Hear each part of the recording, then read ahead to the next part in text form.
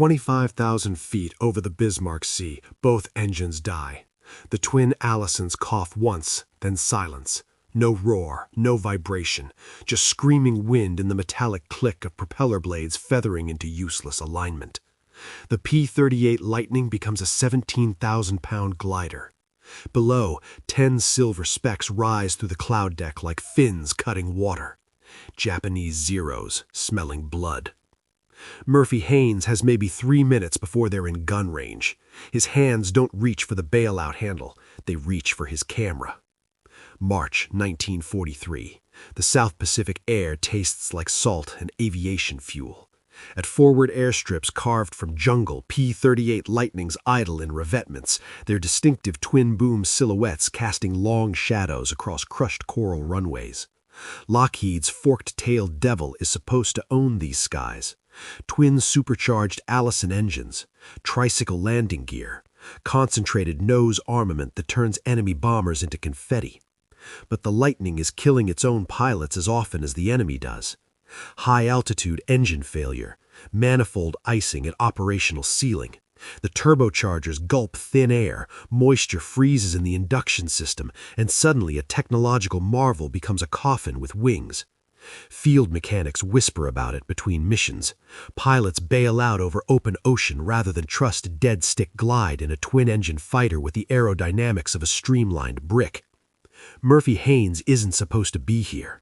At 19, his face is permanently stained with engine grease and developing chemicals. He flies with a Leica rangefinder strapped to his chest, documenting missions while his squadron mates question whether he's a fighter pilot or a tourist with a death wish. Colonel Vance calls him the shutterbug, like it's a diagnosis. The 475th Fighter Group doesn't need killers, it needs killers. But the Pacific Theater is rewriting the rules faster than doctrine can adapt. Reconnaissance is worth more than gun camera footage. Intelligence needs to see what the enemy is building, where they're staging, how they're moving. Photographs win campaigns. Murphy knows this. His superiors treat it like a hobby that distracts from real flying. The mission brief was simple. High-altitude recon over Japanese-controlled waters. Get in, get photos, get out. Standard procedure for a pilot the brass considers expendable. What they didn't account for was the P-38's fatal flaw manifesting at the worst possible moment, or the 10-fighter combat air patrol rising to intercept. Now Murphy's engines are cold. The Zeros are climbing, and somewhere in his grease-stained, unconventional mind, he's calculating an equation no flight manual ever taught. How to turn complete power failure into the most humiliating defeat the Imperial Japanese Navy will suffer this month. The only sound at 25,000 feet is wind, and the quiet click of a camera shutter.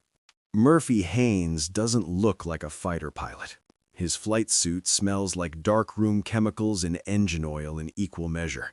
While other cadets spend off-duty hours drinking warm beer and arguing about kill counts, Murphy is elbow-deep in developing trays, watching images emerge from chemical baths like ghosts materializing in silver halide. The Leica M3 he carries cost more than 3 months' pay. His squadron mates say he loves that camera more than the P-38. They're not entirely wrong. The 475th Fighter Group operates out of a forward strip on New Guinea's northern coast. Tents sag in the humidity. Coral dust coats everything. The ready room is a plywood shack with a corrugated tin roof that turns midday briefings into sweat lodges. This is where Murphy first hears himself called the tourist. Lieutenant Decker says it, loud enough for the whole room to hear. Murphy is cleaning his lens with a microfiber cloth, meticulous, ignoring the pre-flight brief about intercept vectors and ammunition loads. Decker leans back in his folding chair, arms crossed, that smirk pilots wear when they've decided someone doesn't belong. "Haynes, you planning to shoot the enemy or photograph them asking for directions?" Laughter ripples through the room. Murphy doesn't look up. He's learned that engagement only feeds it. Colonel Vance, standing at the operations map with a wooden pointer, doesn't intervene. The silence says everything. In Vance's Air Force, cameras are for gun mounts, not cockpits. Documentation is what you do after the kill, not during. What they don't understand is that Murphy sees flight differently. Where they see angles of attack and deflection shooting, he sees composition and light. Every engagement is a three-dimensional problem of relative motion, timing, and perspective. The camera forces him to calculate lead, distance, and closure rates with a precision that gunnery training never demanded. He doesn't just shoot, he anticipates. He visualizes the geometry of combat 2 moves ahead. His flight logs tell the story the mockery obscures. Murphy has more successful intercepts than half the squadron. His gun camera footage is textbook perfect, centered and tracking. But none of that matters when you're 19, covered in developer stains, and carrying a Leica to the flight line like other men carry lucky coins. Colonel Vance closes the briefing with assignments. Murphy gets recon. Again. High-altitude photography over enemy-controlled waters. It's the mission nobody wants. Long, cold, alone. The kind of assignment that says, you're not a real fighter pilot, so go take pictures. Murphy checks his camera, loads fresh film. The shutter sounds perfect. The Allison V1710 engine is a masterpiece of American engineering. 12 cylinders arranged in a 60-degree V configuration. Liquid-cooled, supercharged. Each engine produces 1,425 horsepower at war emergency power. On paper, 2 of them make the P-38 Lightning untouchable above 20,000 feet. On paper. What Lockheed's engineers didn't advertise in the glossy performance charts is what happens when you push those Allisons into the thin, frigid air above 25,000 feet. The air is so cold that moisture in the fuel-air mixture freezes inside the intake manifold. Ice crystals form on the interior walls, slowly at first, then faster. The passage is narrow, airflow chokes, the fuel mixture goes lean. The engine coughs, stumbles, dies. Both engines fed from the same atmospheric conditions means both engines fail within seconds of each other. No warning light, no gradual power loss, just the sudden, terrifying silence of dual-engine failure at altitude. The propellers windmill briefly, then the pilots hit the feather buttons, aligning the blades to reduce drag. Now the P-38 is a 17,000-pound glider with the aerodynamic efficiency of a brick thrown sideways. Ground crews know about manifold icing. They see it in the post-flight inspections, the frost patterns inside the induction system after high-altitude missions. They talk about it over cigarettes between sorties, comparing notes, sketching diagrams in the dirt with screwdrivers. One crew chief even writes a detailed report explaining the thermodynamic failure mode and submits it through proper channels. The report disappears into the bureaucratic void. Because acknowledging manifold icing means acknowledging that the P-38's operational ceiling is a lie. It means admitting that the Lightning can't safely patrol the altitudes where Japanese reconnaissance aircraft operate. It means redesigning the induction system, grounding the fleet, losing months of combat capability in a theater where air superiority is measured in weekly body counts. So the official position is that pilots are mismanaging the engines, inadequate throttle discipline, poor mixture control, failure to monitor cylinder head temperatures. The problem isn't the aircraft, it's the aircrew. Murphy Haynes has read every incident report he can get his hands on. He's studied the patterns.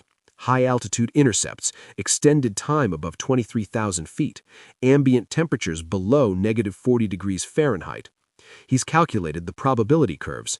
He knows the P-38 is a death trap in the exact flight regime his recon mission requires. He also knows that saying so out loud will get him grounded for lack of confidence in his aircraft. So he flies, he photographs, and he carries a mental checklist of dead stick procedures that aren't in any manual, because the manual still says bailout is the only option. If you believe innovation should be celebrated rather than suppressed by arrogant experts, hit subscribe. The gatekeepers of progress definitely won't. Colonel Vance's office smells like cigar smoke and old leather. The walls are decorated with unit insignia and black and white photographs of aircraft formations, perfectly aligned, perfectly disciplined. Everything in its place. This is a room that believes in order, hierarchy, and the unquestionable wisdom of men who've earned their authority through years of service. Murphy stands at attention in front of the desk. His flight suit still carries the chemical smell from this morning's darkroom session. Vance doesn't invite him to sit. "Haynes," the colonel doesn't look up from the paperwork he's reviewing. "You've been recommended for reassignment. Photo reconnaissance unit, non-combat role, effective immediately." Murphy's jaw tightens. "Sir, I didn't request reassignment." "You didn't have to." Vance finally looks up. His eyes are the pale blue of high-altitude ice. "Lieutenant Decker filed a report. Says you're distracted during briefings, more interested in your camera than combat doctrine. Command agrees. We need killers, not photographers. My intercept record is adequate." Vance cuts him off with the precision of a man who's dismissed better arguments. "Adequate doesn't win wars. Aggression wins wars. Instinct, the willingness to close with the enemy and destroy him without hesitation. You think too much, Haynes. Real pilots don't calculate, they react." Murphy knows this speech. He's heard variations of it since basic training.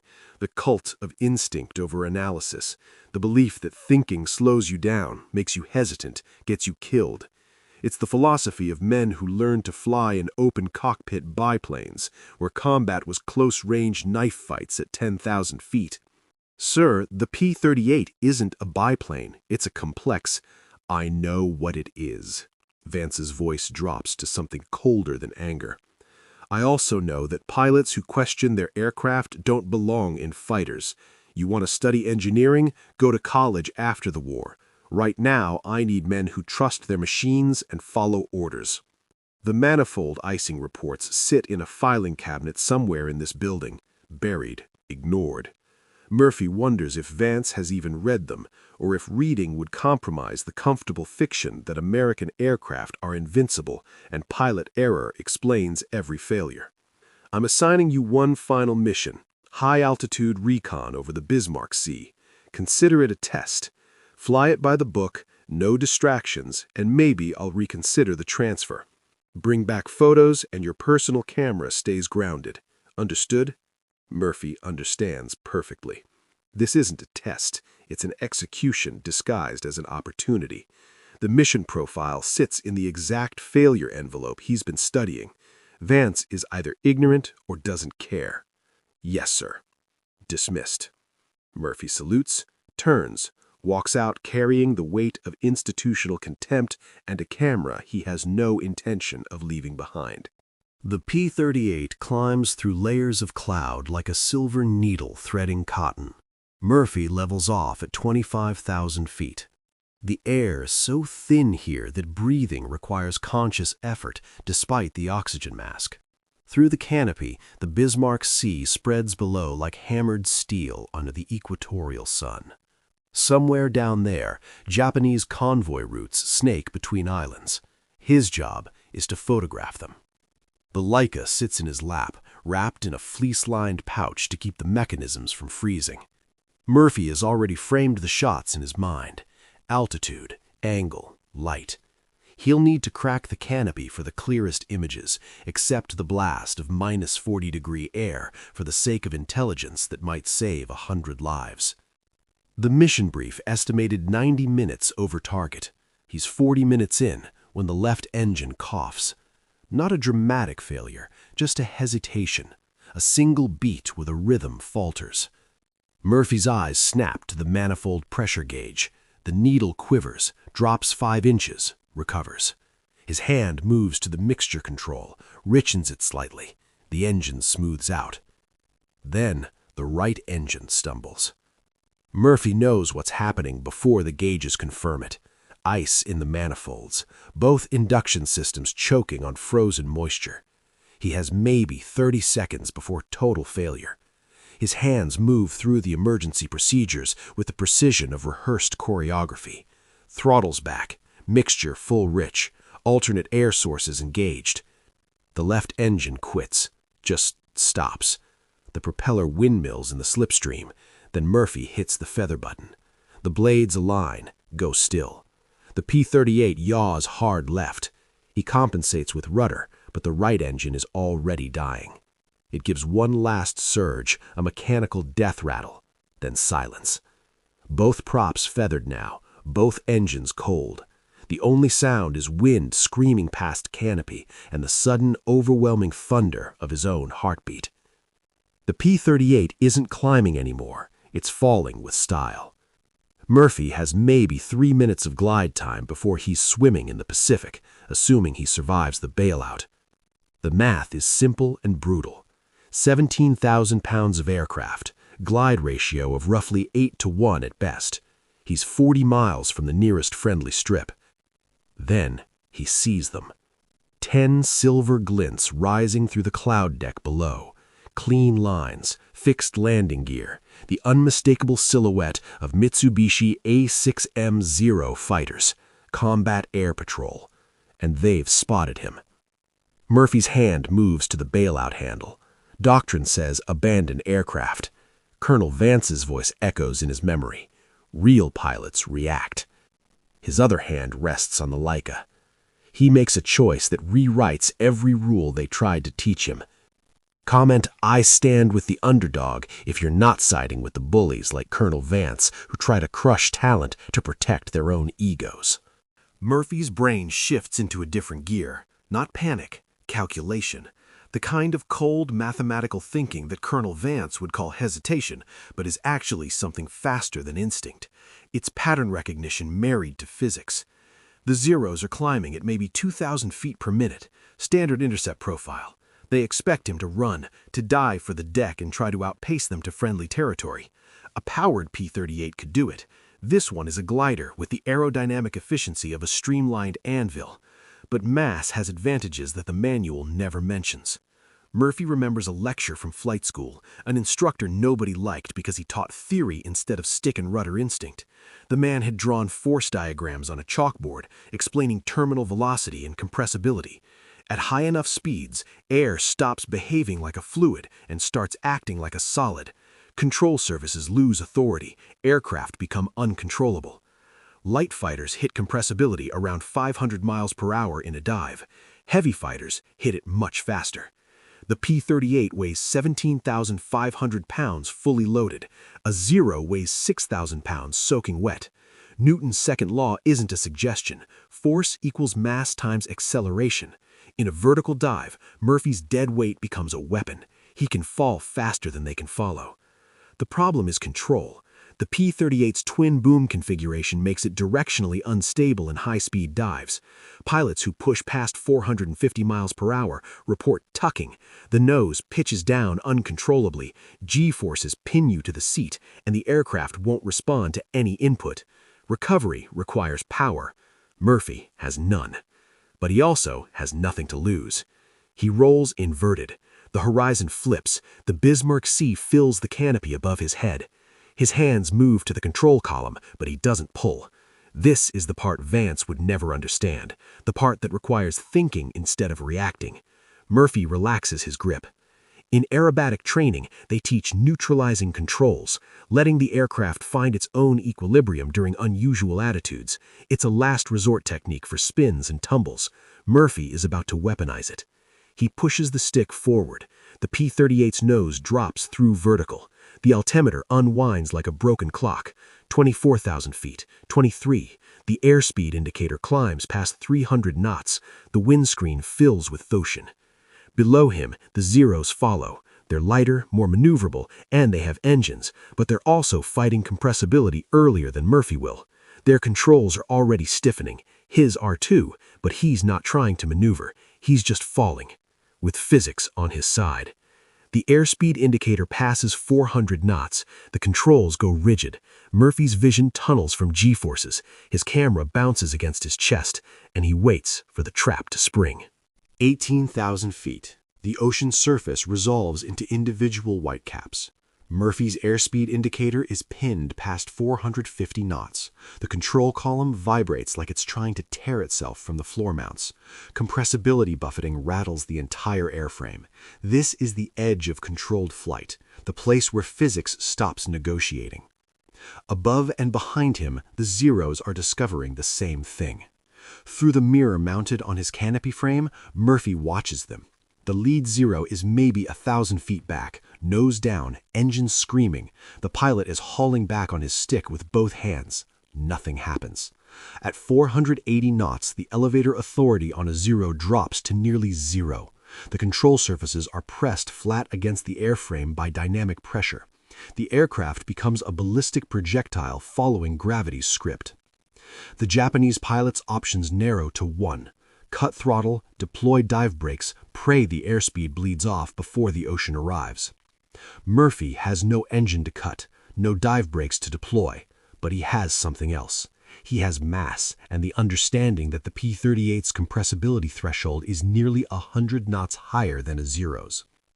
At 12,000 feet, Murphy's hands come alive on the controls. The airspeed has bled to 420 knots. The controls still feel like they're set in concrete, but there's a fraction of response now. He pulls, gently. The nose starts to rise. Blood drains from his head. Gray edges creep into his vision. He keeps pulling. The P-38 arcs out of the dive in a crushing 8G pullout. Murphy's G-suit inflates, squeezing his legs and abdomen, forcing blood back to his brain. The altimeter stops its death spiral at 7,000 feet. Behind him, physics writes a different story. The Zeros are still locked in compressibility. Their lighter airframes bled speed faster, but not fast enough. 3 of them pull out successfully, screaming past Murphy in wild, barely controlled recoveries. 2 more collide as their pilots fight unresponsive controls in the same airspace. Metal shrieks, a fireball blossoms against the blue. The remaining 5 scatter like startled birds, their tactical formation destroyed by a dive they never should have followed. Murphy levels the P-38. His hands are shaking from adrenaline and G-force strain. He's now at 7,000 feet with no power, 10 miles from where the engagement started, and 5 very angry Japanese pilots regrouping for another pass. But he has something they don't expect. Murphy lifts the Leica, cracks the canopy. The wind blast is immediate and violent, but his hands are steady. Through the viewfinder, he frames the scattered Zeros against the sky, the confused formations, the smoke trails from the collision, the visible panic in their maneuvering. He clicks the shutter, once, twice, 3 times. Documentation of humiliation. Only trolls and manipulators would want to see a brave pilot fail. Hit subscribe to prove you're on the side of the truth seekers. The remaining 5 Zeros regroup at 10,000 feet.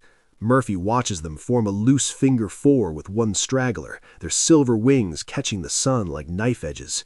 They're angry now. Discipline has given way to the need to kill the crippled American who just made them look like academy students. Murphy has maybe 10 minutes of glide time before he's swimming. The nearest landmass is a coral atoll 30 miles northeast. He points the P-38's nose toward it and begins the slowest, most calculated descent of his life. The Zeros dive. They come in fast, guns blazing before they're in effective range. Tracer rounds arc past Murphy's canopy like lazy fireflies. Amateur hour. Rage makes people sloppy. Murphy learned that in a Philadelphia street fight when he was 14.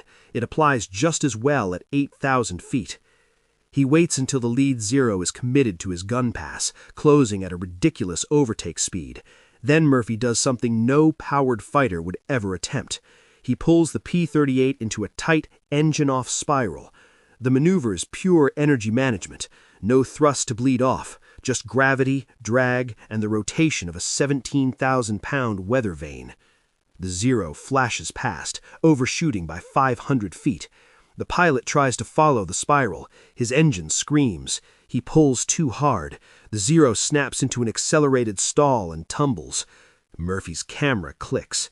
The image captures the moment perfectly. Inverted, out of control, the pilot's white scarf visible through the canopy. The second Zero learns nothing from the first. He comes in from below, trying to match Murphy's descending spiral. But Murphy isn't spiraling anymore. He's slipping, using asymmetric rudder and aileron to slide sideways through the air like a falling leaf. The Zero pilot adjusts, overcorrects, and collides with his wingman who is setting up for a high-side pass. 2 more fireballs, 2 more photographs. The remaining 2 Zeros break off. They've seen enough. Whatever tactical manual they memorized didn't include a chapter on fighting an unpowered opponent who treats physics like a weapon and carries a camera to document their failure. Murphy frames them in the viewfinder as they retreat. two distant specks growing smaller against the horizon. He clicks the shutter one final time, then tucks the Leica back into its fleece pouch. 7 enemy fighters, 2 collisions in the initial dive, 2 more destroyed trying to follow impossible maneuvers, 3 survivors fleeing in shame. All documented, all witnessed, all proof that the camera cadet just rewrote aerial combat doctrine without firing a single round. Murphy checks his altimeter. 4,000 feet. The coral atoll is visible now. He might actually make it. The forward strip at WWII appears through the heat shimmer like a mirage. Crushed coral runway, rows of P-38s in their revetments. The control tower is a wooden shack with a windsock that hangs limp in the equatorial afternoon. Murphy is at 2,000 feet, 15 miles out, with no engines and no radio. He has one chance at this. The P-38 glides like a brick with aspirations. The glide ratio is roughly 8-to-1 on a good day. This isn't a good day. Murphy has been flying a calculated energy descent for 40 minutes, trading altitude for distance with the precision of an accountant balancing ledgers. Every unnecessary maneuver costs feet he can't recover. Every correction burns altitude he doesn't have. The math says he'll arrive 500 feet above the runway threshold. Maybe. At 5 miles out, someone on the ground notices. Murphy sees the alert go up. Crew chiefs scrambling, the crash truck rolling toward the runway. They're expecting a wreck, a smoking hole. Standard procedure for a P-38 with visible damage and no engine noise. Murphy drops the landing gear. The hydraulic system still has pressure from the accumulators. The tricycle gear locks down with 3 satisfying thumps. The drag increase is immediate and brutal. The descent rate steepens. He's committed now. 3 miles out, 1,000 feet. The runway is a thin line of white against jungle. Murphy adjusts his approach with tiny corrections. Aileron, rudder. The controls feel mushy at low speed, but they respond. He crosses the tree line at 300 feet. The P-38 settles into ground effect. The compression of air between wings and earth gives him a cushion of lift. Murphy bleeds off the last of his airspeed. The stall warning horn blares. He ignores it. Pulls the nose up. Flares. The main gear kisses the coral with barely a chirp. The nose wheel follows a second later. Murphy lets the aircraft roll. No brakes, just friction and drag slowing 17,000 pounds of silent fighter to a walking pace. He stops 200 feet from the end of the runway. The silence is profound. No engine noise, no propeller wash, just the tick of cooling metal and the distant sound of the crash truck's siren. Murphy pops the canopy, climbs down. His legs are shaking from adrenaline and the residual effects of G-forces. The ground crew arrives at a run, then stops. They stare at the P-38 like it's a ghost. Both propellers feathered, both engines cold. One crew chief, the same one who wrote the manifold icing report that disappeared, walks a slow circle around the aircraft. He touches the engine cowling, looks at Murphy. His expression says everything Colonel Vance never could. How? Murphy unstraps the Leica from his chest. Physics and documentation. If you can't stand people who take credit for others' work while being too lazy to learn the facts themselves, comment truth over arrogance. The darkroom is a converted supply tent that smells like fixer solution and jungle rot. Murphy works by the glow of a red safe light, his hands moving through the developing process with the same precision he used to land a dead airplane. Film to developer, 30 seconds of agitation, stop bath, fixer, the chemical dance that turns silver halide crystals into permanent images. He hangs the negatives to dry. Even in reverse, the story is clear. By morning, the prints are ready. Murphy lays them out on the operations table in sequence. Colonel Vance stands at the head of the table. Behind him, a cluster of officers and intelligence personnel crowd the plywood shack. The air is thick with cigarette smoke and the weight of careers being recalculated. The first image shows the zero formation at the start of the dive. Tight, disciplined, confident. The second captures the moment compressibility takes hold. The lead Zero's nose pitched down past vertical, control surfaces useless, the pilot's white scarf visible through the canopy, and if you look closely, very closely, you can see his face. Eyes wide, mouth open, the universal expression of a man who has just realized he's made a fatal mistake. The third shows the collision. Two Zeros tangled in midair, metal tearing, fire blooming. The fourth is the spiral overshoot, a Zero tumbling inverted, pilot fighting controls that won't respond.